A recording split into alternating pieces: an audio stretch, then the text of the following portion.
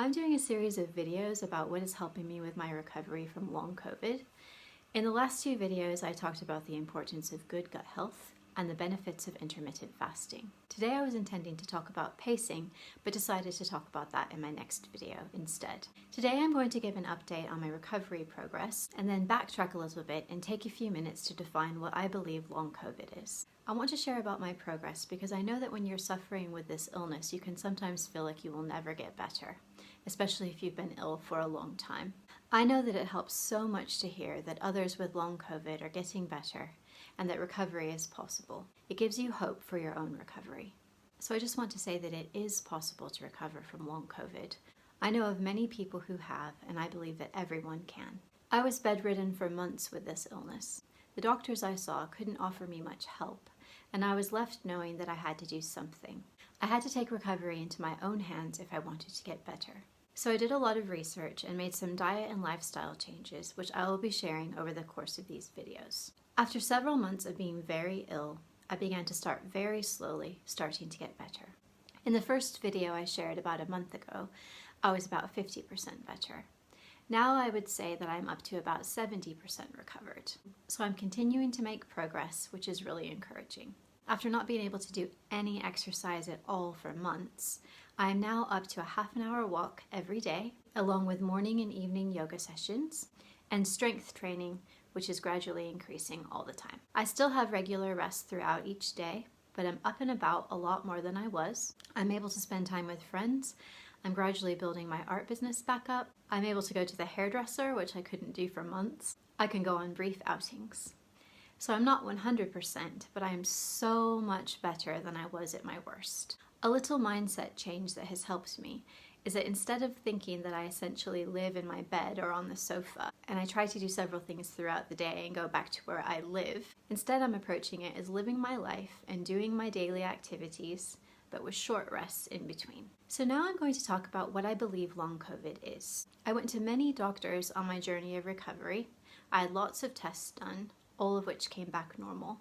I was told by my doctors that they know nothing about long COVID and that there is nothing that they can do for me. I was consistently told to just rest, just keep resting.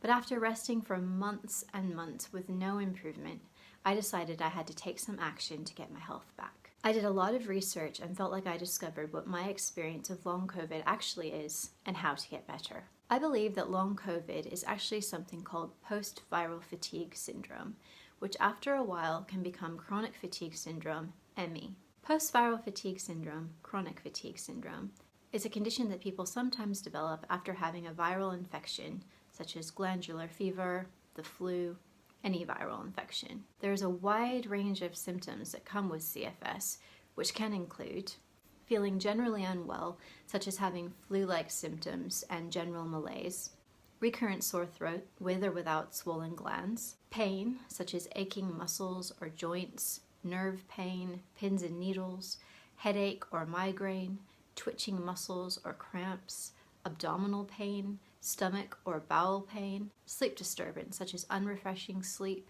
difficulty getting to sleep, waking for long periods in the early hours, light, dreamy, restless sleep, sleep reversal, for example, sleeping from 4 a.m. till midday, sleeping for a long time, problems with concentration, thinking, and memory, brain fog, such as reduced attention span, short-term memory problems, and language problems, including word-finding difficulties, inability to plan or organize thoughts, loss of concentration, digestive problems, such as nausea, loss of appetite, indigestion, excessive wind, bloating, cramps, alternating diarrhea and constipation, irritable bowel syndrome, chemical sensitivities and sensitivities to bright lights, noise, odors, some foods, some medications, alcohol. Other symptoms can include poor temperature control, dizziness upon standing or sitting up, orthostatic intolerance, symptoms that happen when standing upright, which are relieved when sitting or lying down, hypersensitivity to light and sound, sweating, loss of balance, poor circulation, changes in sense of smell or taste, changes in hearing, tinnitus, increased thirst, decreased libido, cardiac symptoms such as arrhythmia, skin rashes, anxiety or depression, and many, many more.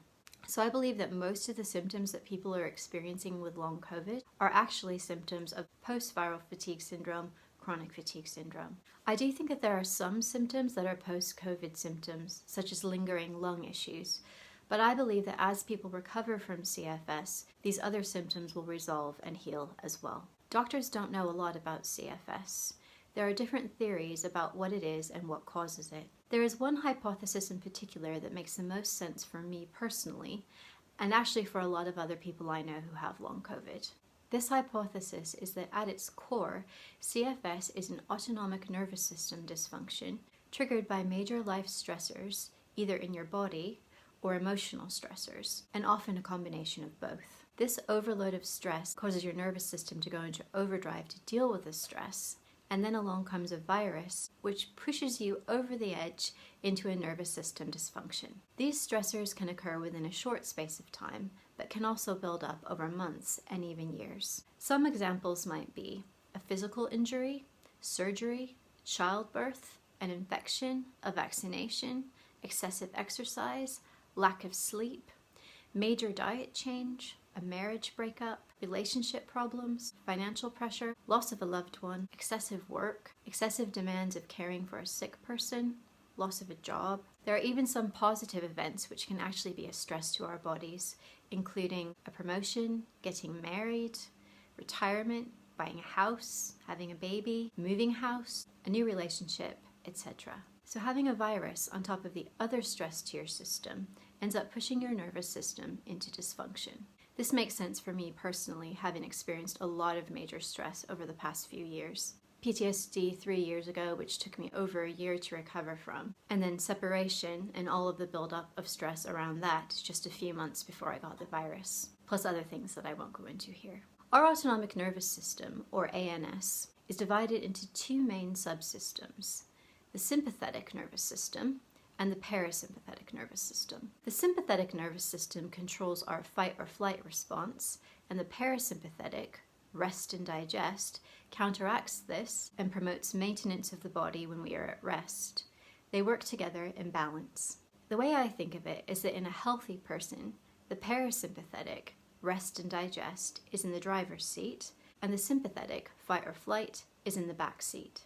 In a healthy person, you are living in that state of rest and digest for most of the time, but the fight or flight kicks in at appropriate times in response to stress. When you have an ANS dysfunction, however, the parasympathetic and sympathetic are triggered at inappropriate times and at excessive levels. When the sympathetic, flight or fight, is triggered, it affects our heartbeat, blood pressure, digestion, and sleep, leading to hormonal imbalances.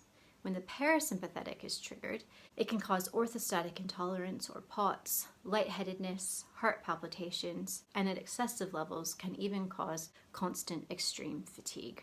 An ANS dysfunction causes extremes of both of the systems, but also causes them to be activated at inappropriate times and a flip-flopping between the systems. One example would be the insomnia that some people experience with CFS.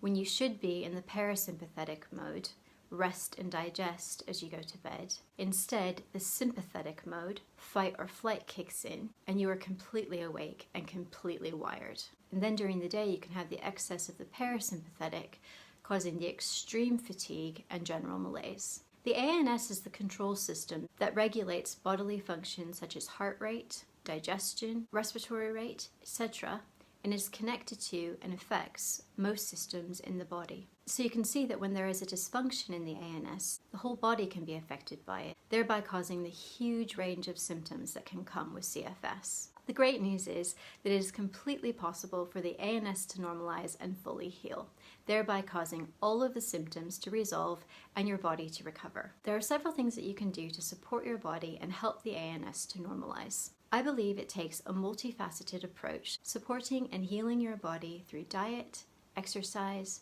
stress management, and good mental health practices. I've read about many people who have recovered from this illness. It is completely possible.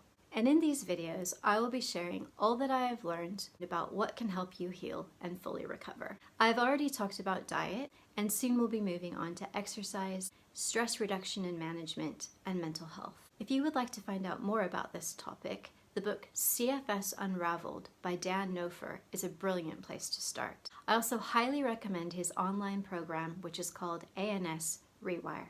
And that's all for today. In the next video, I will be talking about pacing.